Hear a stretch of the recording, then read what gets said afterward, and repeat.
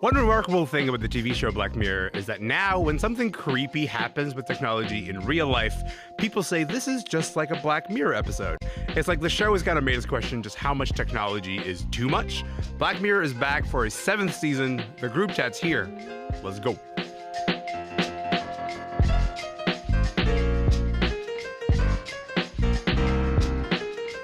I'm Elamin Abdelmahmoud, and this is Commotion. Look, pretty early on, what set Black Mirror apart from other dystopian sci-fi shows is just like how very real and plausible the show seemed.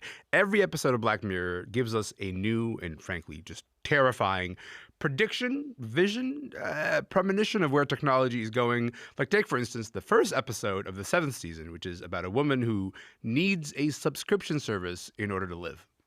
So you're using my brain to power the server? Shouldn't it be the other way around? Well, it is, except for when you're in sleep mode. You can kind of think of it like giving back to the grid. Why do I have to give back to the grid? Why? Pay for plus, it's supposed to be better than common. It's better than common. Seriously, if you were still on common, my God, you would be looking at sleeping at like up to 16 hours a night. And with ads, I mean, I'd be happy to drop you back down a tier. No. Why do I need to give back to the grid? While Black Mirror may be set in the future, it just never seems like a very distant future. It just seems like it's like just a few years away from where we live right now. And it ends up functioning as a warning for exactly the direction that is happening right now. When Charlie Brooker first created the show in 2011, our relationship with technology was in a different place. Like AI was in its infancy comparatively. There were not as many tech oligarchs near the White House. The vibe has shifted. The group chat is here. Nicholas Qua is here. Hannah Flint is here. Hello to both of you. How's it going? Hello, hello. Going good. I'm happy that you're both here. Nicholas, can I just say, first of all, I think I was like the last person on the planet to get the Black Mirror refers to like this thing, like the surface of your telephone when it's not doing anything. And so I was like, I got that like last week. And so I'm very happy to be aboard this train. Look, you interviewed Charlie Brooker for Vulture recently. Let's start with the mission of the show, because what did he set out to do with Black Mirror 15 years ago? Yeah, so 15 years ago, he was playing around this idea of wanting to make an ideas-based show. And he was sort of thinking about the Twilight Zone, which came out way back in the day. And the sort of construction that he was interested in is trying to grapple with sort of the bigger motifs and ideas of the moment, right? So in Twilight Zone, it was the 60s, it was the 70s, it was communism, it was geopolitical battles. In a way that sort of like met quite human universal like concerns and anxieties. Because Booker, if you ever met him, is a pretty anxious person. And he's sort of like, that's the engine that motivates a lot of his creativity. And so he, anticipated that the equivalent concerns of the 2011s, 2012s was technology. Because at the time, as you mentioned, it was the second Obama administration. It was the height of startup mania. It was, Apple was a god and Steve Jobs was this sort of like iconic figure. Yeah. And he kind of looked at all of it and felt this sort of anxiety over, I don't know if I trust this. So he stitched those two things together to create what is now a very rather strange cultural institution that has stayed the same even as the world around it met it where it is. I will say that, like, Hannah, when you think about, if you're trying to like, recommend to a friend watching Black Mirror, saying, hey, it's an ideas-based show is like not the sexiest sell, right? Like that's not exactly like the thing that you use to get them into the show. But in addition to being an ideas-based show, which is it is, every episode is sort of exploring a very specific corner of our relationship to technology.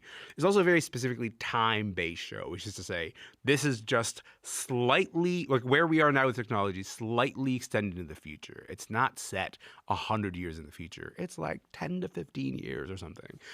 What do you think we get out of setting Black Mirror that close to where we are right now? I think it forces us to engage with our relationship with technology that is advancing at such a rapid rate versus our ability to understand it or get into the ethics and the morality of using it. I think about the use of AI. Hotel Reverie is an example of an episode where they're using AI to recreate a film, and then it's a question of, are they sentient beings? Do they have a right to live, through Emma Corrin, their character? And then we look at the wider picture of how Hollywood has been affected by the use of AI. One of the big things in the writer's strike was about how that tool, and I think what we always have to remember is technology is a tool. It's always the person in the hands, whoever holds onto it or using it is kind of the ethics is there for them to decide how fairly to use it. Technology is not the bad guy, it's the human who wields it.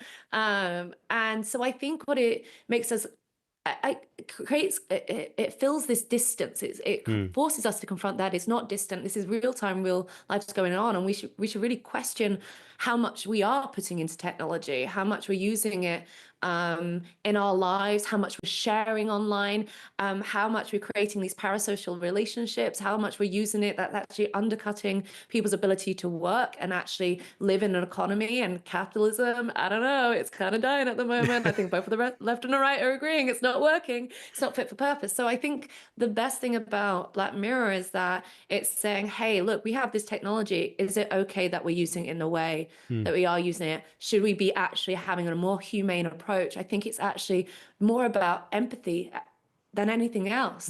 It's about how can we be more empathetic human beings through the technology that we choose to use and how we use it. I think that in trying to give us that empathy and sort of giving us that reflection of the world as it is right now, it also asks us to engage in some thought experiments, Nicholas, where we say, this could be the logical conclusion of how we use this technology right now.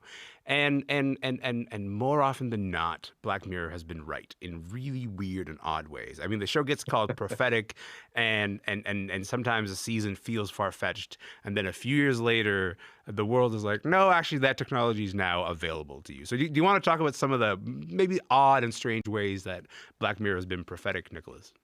Yeah, I mean, there are two strands to think about this way, right? One is the technology strand, and one is the people strand. So, Yes. there are episodes. There's an episode that he made in which robot AI dogs have destroyed the world and killed everybody, and like that's a little bit further down the line. But then you kind of look at some of the designs that's being trotted out by these robotics companies. I'm like, oh, okay, maybe I should start stockpiling on bullets and cans of food. Yeah. But there are Brooker is a technologist. I think he often identifies as being pro-technology. So he has this affinity for how the form factors. Funny way of showing it, Nicholas. Very funny way of showing it. You fear the things you love. I think that's where he comes from. And if you notice, like even he has a very particular kind of device that recurs across episodes, which is that little disc that you put on your temple.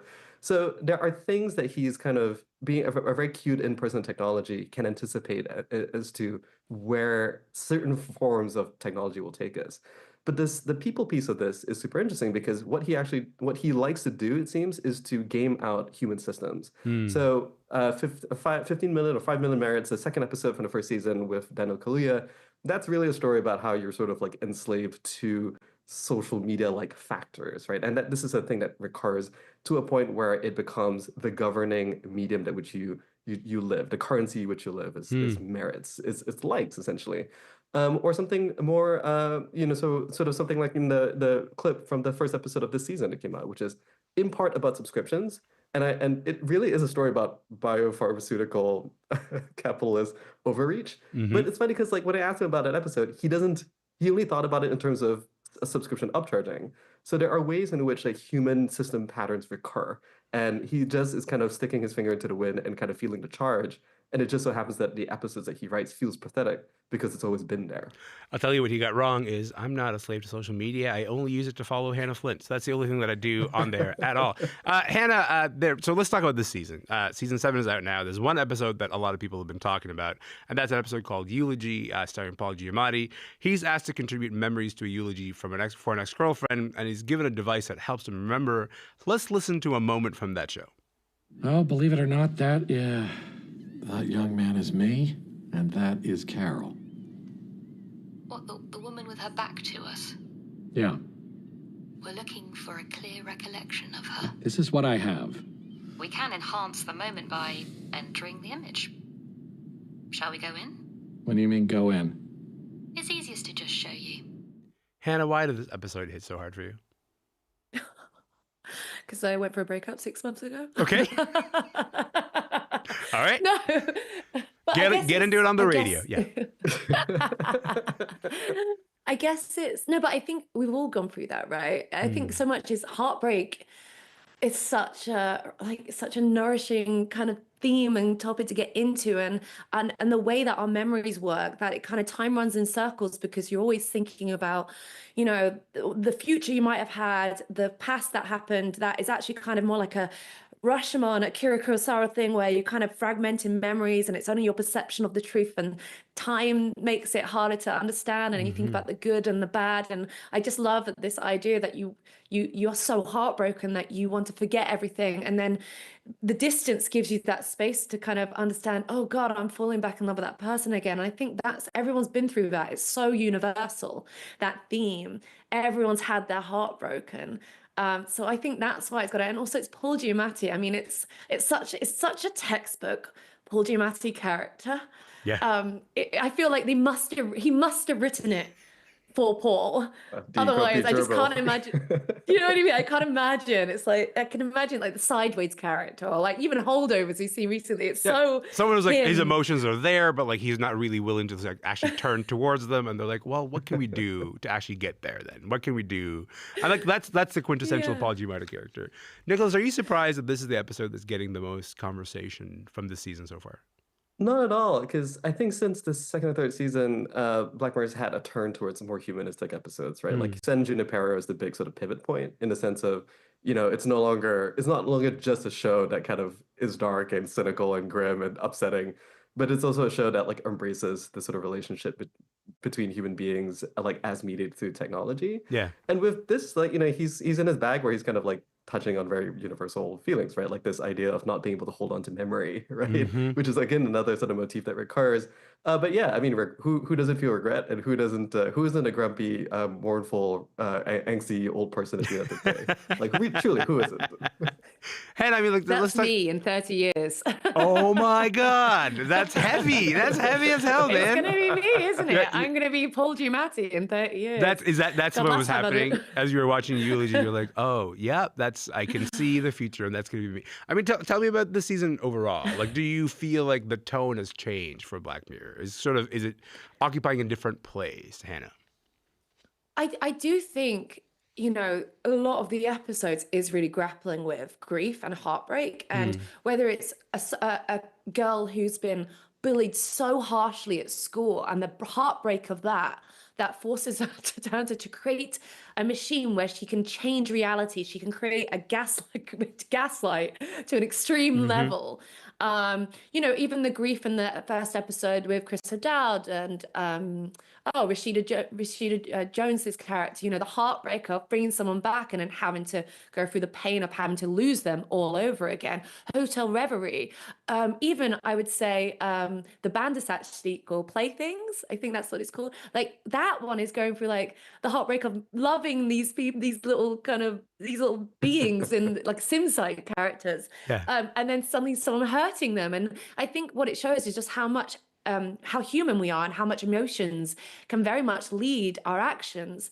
And what does that happen when you throw technology into it? So I think it's actually a far more emotional season than I've ever seen before. One that's very contending with grief and our pain and suffering, but also a lot of like heart and love and warmth as well, I guess. I mean, like that makes it like a show that is maybe hard to watch with the world as it is right now, Hannah. Is that what I should be putting on the weekend? You know, I'm like trying to unwind. Okay, let me just okay, work has ended. I have a breath. I have a moment to myself. This is a moment to feel all the grief to be felt in the world. Is that what you're saying? Because I do think we as a culture, we're not feeling things anymore. We should be feeling all these things. I mean, I will say the one episode that took me a few years to watch was Nosedive, the Bryce Dallas Howard one, because that was so triggering about the likes and all those things. But I think it is really important that we watch these things. And yeah, you're allowed to cry. Having feelings and emotions natural. Don't let them be boxed in. Let them all out, and let Black Mirror be the conduit in which you share them. I appreciate feeling all the feelings with you two. Thank you so much for coming on the show today. I am going to set aside time to feel my feelings, I suppose. It's fine. I'm into it. I'm ready. Let's do it. But thank you again for coming on the show. Such a pleasure. Thank you. Yeah, talk to you soon. Thank you again. Nicholas Kwa is a culture critic at Vulture. He's in Vancouver. Hannah Flint is a freelance TV and movie critic. She's in London, England. You can watch all 7 seasons of Black Mirror on Netflix right now.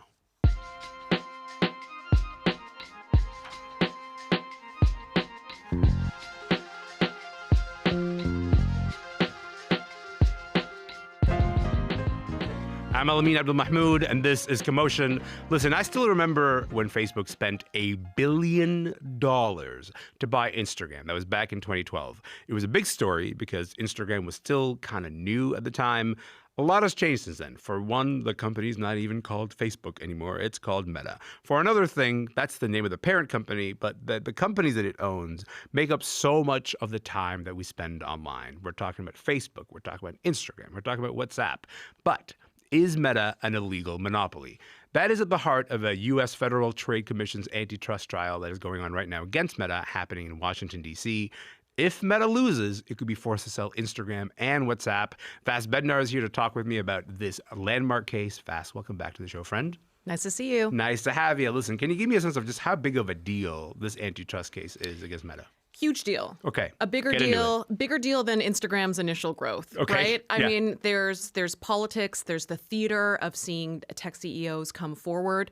There's this element that these acquisitions were approved by the FTC, right? And now in hindsight, we have the FTC going back and maybe not calling their own bluff, but saying, wait a second, something happened here, that these acquisitions, they allege, Meta acquired them with the intention to neutralize so that they depreciated their quality and sort of underinvested in them, and that there was harms to the market, but also harms to consumers.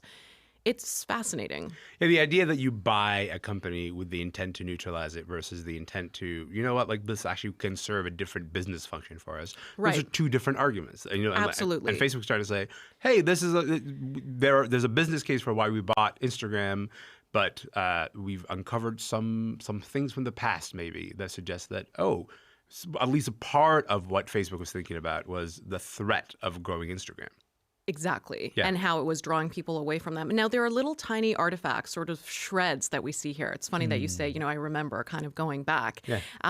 Slack messages, email from Mark Zuckerberg to others, sort of that the FTC is alleging, this sort of reveals or hints at that was the strategy, that was the intent.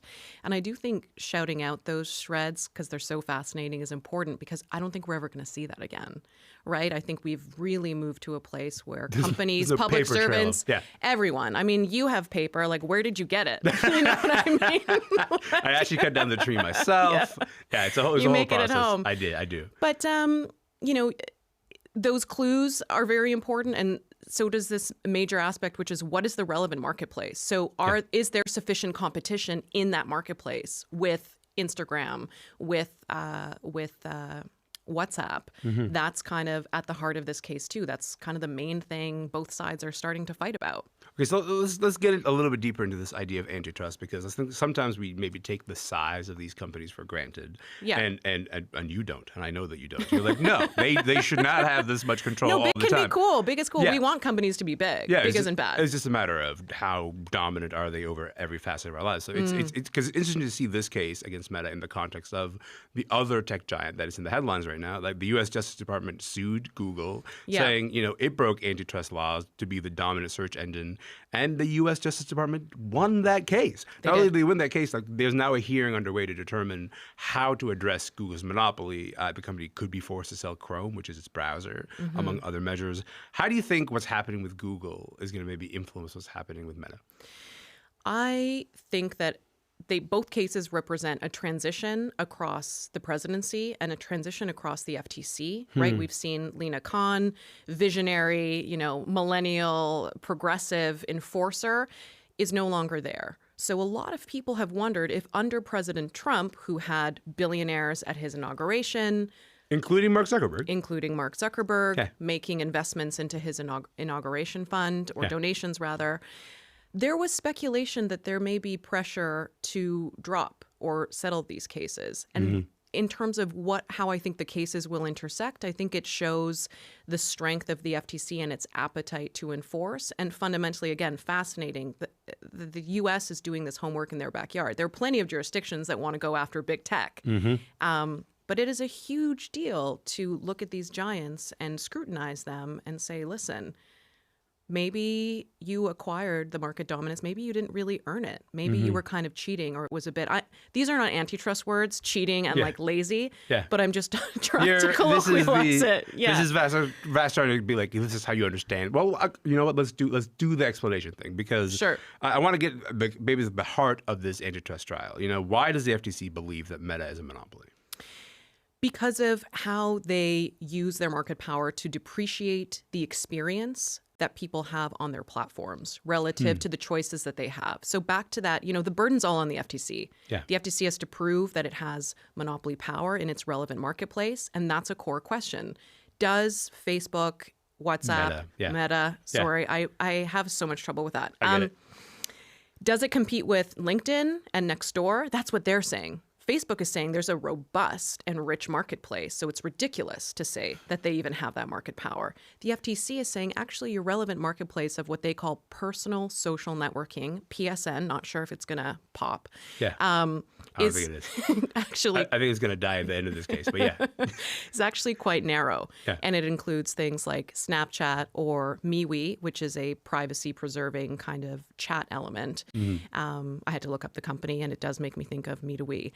But look, that's a core question, right? That is fundamentally being debated. Do they have too much of the social media space? Alongside their intentions. So we saw the former CEO of Instagram, Kevin Systrom. Thank you for saying his last name, pronouncing it properly. Yeah, good help. Take the stand the other day. Yeah. Again, back to the theater and like what's fascinating about it. And there was a lot of speculation around this, but he left in 2018 after the acquisition because he was just saying, look, the resources weren't there. No one was investing in us. And they seemed sort of jealous or upset about our comparative growth, right? So he didn't feel he could, grow the company in ways that they wanted to.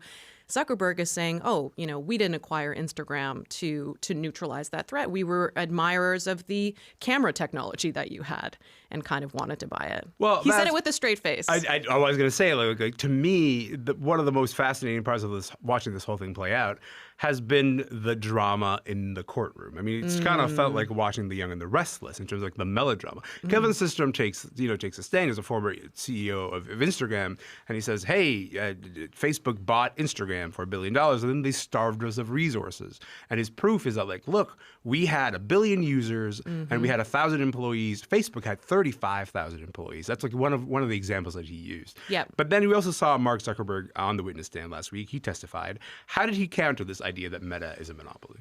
They offered that they made investments into those acquisitions, that they improved them, and that they offered improvements through their site in terms of the experience overall. So the FTC is sort of contending that the flood of ads and the lower quality of the ads that we've seen since those acquisitions is a sign of their monopoly power, right? People are captured in that market. They don't have enough choice for those personal social networking sites.